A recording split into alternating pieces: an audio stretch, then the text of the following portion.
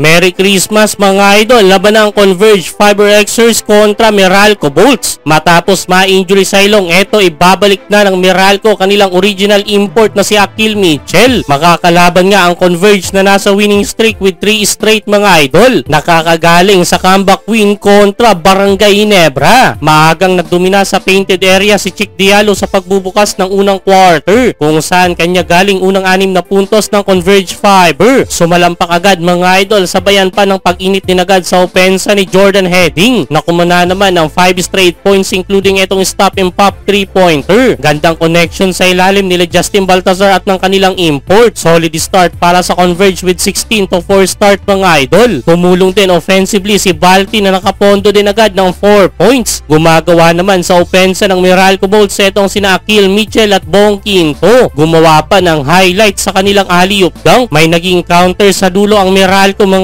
idol para ibaba 6 lamang ng Converge, including itong 4-point shot buzzer beater ni Cliff Hodge. 26-20 end of first quarter. Entering second quarter, nagkakapalitan na ng basket ang dalawang team. Nga pala nagbabalik din sa Meralco si Alain Maliksi. Winelcome agad siya ni Shawnee Winston ng buray ng depensa niya sa play na ito. Nakabawi naman agad si Maliksi kay Winston sa kanyang jumper, may kasama pang foul mga idol. Halfway mark nung nakawala na naman ang Converge Fiber sa kanilang 12-0 run. Biglang lumayo na naman ang Converge. Jordan Heading another 3-pointer, 48-32. Nakukuha na ni Justin Baltazar ang tamang laruan niya mga idol, kung saan nakaka 12 points na si Balti. Napangawakan ng Fiber Xers ang 17-point lead end of second quarter, 58-41. Meron na ding 14 points si Jordan Heading at 13 kay Chick Diallo. Entering third quarter, Meralco naman ang nagkaran. 9-0 run mga idol sa pangunguna ni Bong Quinto. Naibaba nila single digit kanilang inabol 62-54